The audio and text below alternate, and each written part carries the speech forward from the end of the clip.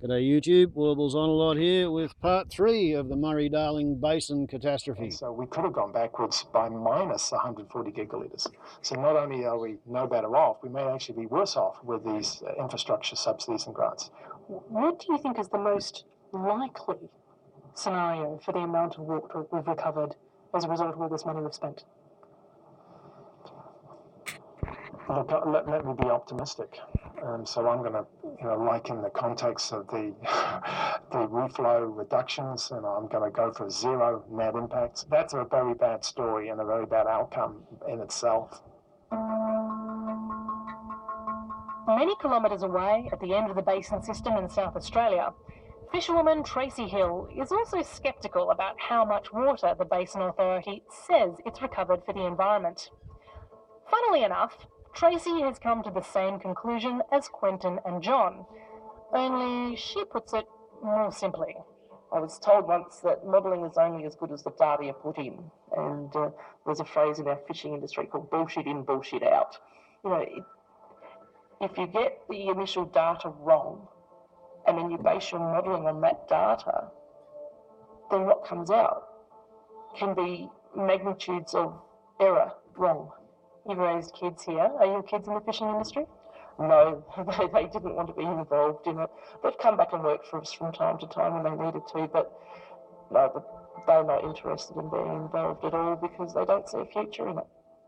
The numbers we're dealing with here are so big, it's pretty easy to feel adrift, pardon the pun. Here's some context. You might remember last year the ABC's Four Corners aired an in-depth investigation into water theft by irrigators in the Murray-Darling Basin. It got a lot of coverage, but the total amount of water stolen is a smidgen of the return flows problem. Here's Quentin Grafton again. The water theft that we're talking about in the Four Corners program may be 10 gigalitres, 10 billion litres. What I'm talking about, is hundreds of billions of litres and possibly even more than that. The issues about return flows, the issues about waste of money, those are of many orders of magnitude greater. So 10 gigalitres taken here, stolen from there, won't break the basin, but what you're talking about is actually breaking the basin. I have no doubt about it, yes. The head of the authority, Philip Glyde, says they will measure return flows eventually. We've made some calls, some judgement calls based on model and best scientific advice about what are the things that we really need to focus on. Return flows is an issue, just as climate change is an issue going forward. So return flows and climate change are on the authority's to-do list. We're 6 years into the Basin Plan, that's halfway through, and we've spent about $8 billion. Senior scientist John Williams says we're in danger of wasting not only a lot of money, but a lot of trust too.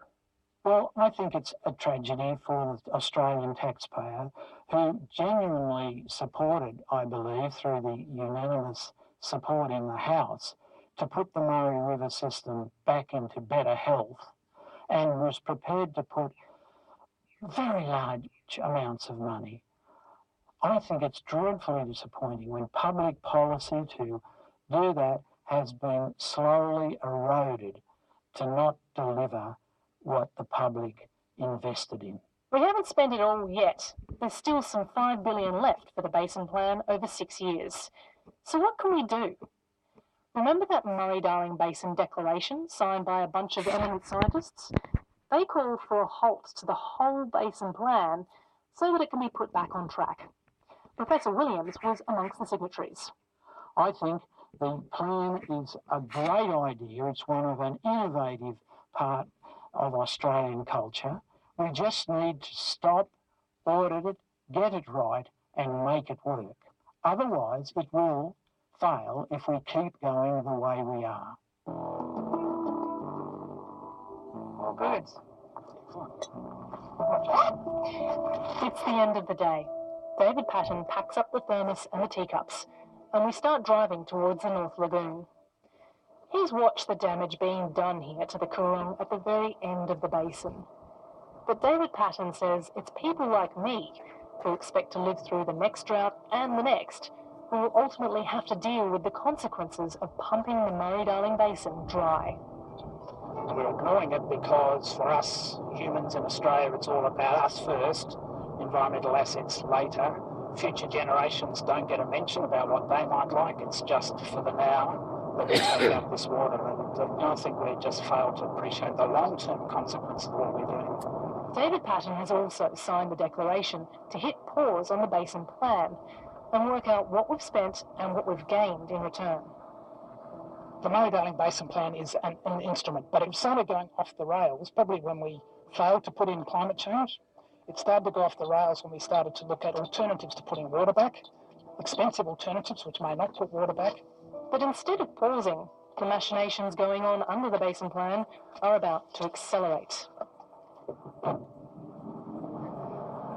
So we've stopped by the side of the road to the South Lagoon, and there's a little walking track, but there's another fence that's been put up, David. So it's very new. It's only just gone up in the last half hour. I was going to hike the official walking trail of the Coorong's two lagoons, but it's closed off. A fence has only just gone up while we were having tea, and a sign says the lagoon is now blocked off due to construction. Half an hour ago this was open. I just can't believe it. Just can't believe it. And I'm meant to have a meeting with state government people. It's now set for June the 5th. They demanded my presence to be there because this is where, and they say, oh, nothing's decided yet.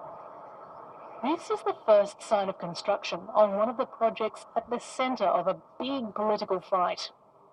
In a fortnight, the Senate will vote on the future of the Murray Darling Basin Plan. If the Senate agrees, there will be basically no extra water recovered for the environment, although we're only halfway through the plan. And there's been very little transparency about how that can be justified. Next week, we'll dig into the details of this billion-dollar vote. Tune in.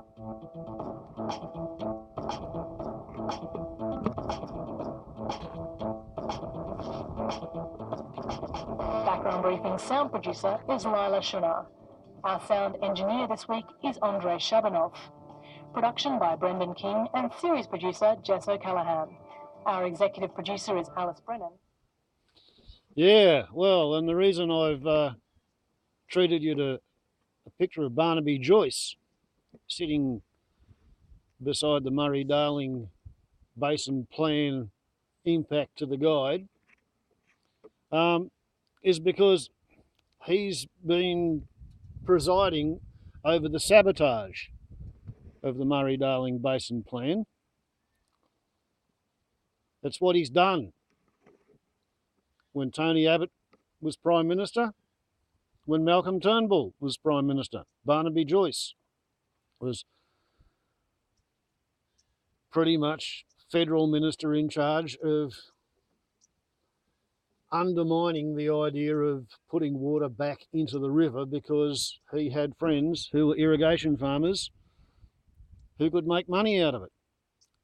The New South Wales government, the Queensland government have been pushing for the idea of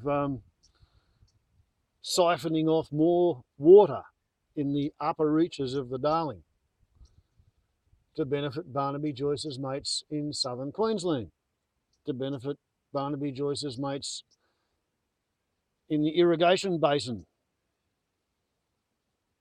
And apparently the South Australian government, which has just changed from Labor to Liberal, they're now prepared to see 80% of their protected species killed by lack of water because they're going to, well, they already have pumped the basin dry.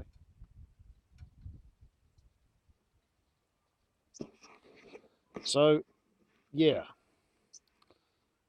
fortuitously, I have a picture of Barnaby Joyce on the opinion page under a headline of credibility. So here's what Simon Burke says. It has been claimed that Barnaby Joyce's political and/or personal intrigues have been unfairly fed upon by scandal-mongering media. In hindsight, it is now easy to see Joyce's citizenship entanglement as a mere bureaucratic oversight, a busy man innocently failing to explore his own nationality. These mistakes are easy to make. Revealing the complexities of his personal life after the by-election rather than before it might have also been a mistake. A drover's dog could have won for the Nationals, and Joyce could have avoided the impression of deceit. Of course, his personal life was, quote, private and not really any of our business. Okay, it didn't seem a tight fit with his traditional family values stance, but there was never a suggestion that his performance as member for New England and Deputy Prime Minister was in any way affected by having an extramarital affair with one of his own staff. Sure, calling a press conference to raise doubts about the identity of the father of his new partner's unborn child, otherwise known as, quote, his child, unquote, was, well, a grey area. Bizarrely inappropriate, but all in the name of clearing the air. What's the crime? And those allegations of sexual misconduct that plague him have yet to be substantiated, and fair play demands that we consider him innocent until proven otherwise. But, unfortunately, the benefit of the doubt can only stretch so far.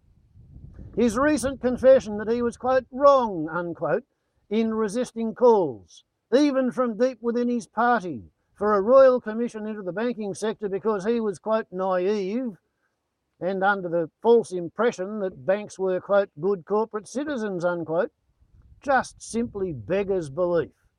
Quote, naive, unquote.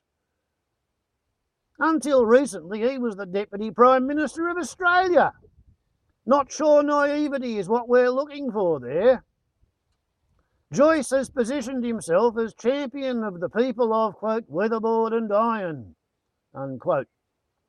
Well, I'm pretty certain that those who live in weatherboard and iron houses are not in the least, quote, naive, unquote, when it comes to banks, or surprised at the self-interested and criminal activity that is being revealed by the Royal Commission. To start waving a flag and calling for a major shake-up of the banking sector now is, well, as weak as water. Joyce has been making some bad decisions. He needs to start making some good ones, says Simon Burke, a journalist for Fairfax. What do you think about that, Felicity? Do you think that our member for New England, Barney Baby Joyce, whose girlfriend must be probably about ready to present him with a new child about now, if it's his, do you think Barney Baby Joyce was merely naive when he spent the last 8 years undermining the Murray Darling Basin Plan, stealing water from the environment for his irrigation farmer mates? Do you think that was naive as well? It's an interesting question, isn't it? I personally put it down to his unwavering faith in the powers of corrupt crony capitalism. I think at some point there at St Ignatius Riverview, going to school with all the sons of all the richest people in the Sydney Basin who happen to have come from Catholic families, doctors and barristers and corporate executives' children. I think he's soaked up the attitude that whatever you can get away with is absolutely perfectly acceptable. Sail as close to the wind as you can, and whatever you can get away with within the limits of the interview is what you're allowed to say, what you're allowed to do. You can squeeze and manipulate and mould what happened into your version of the truth, and enough people will believe it or not care about it that you'll probably kind of get away with it. It's a great theory as long as you don't accept the idea that there actually is a system of feedback loops within the cosmic scoreboard effect so that arseholes always get their just desserts. Unfortunately, a whole bunch of people voted to be led by Barnaby Joyce, put him in positions of power and authority, and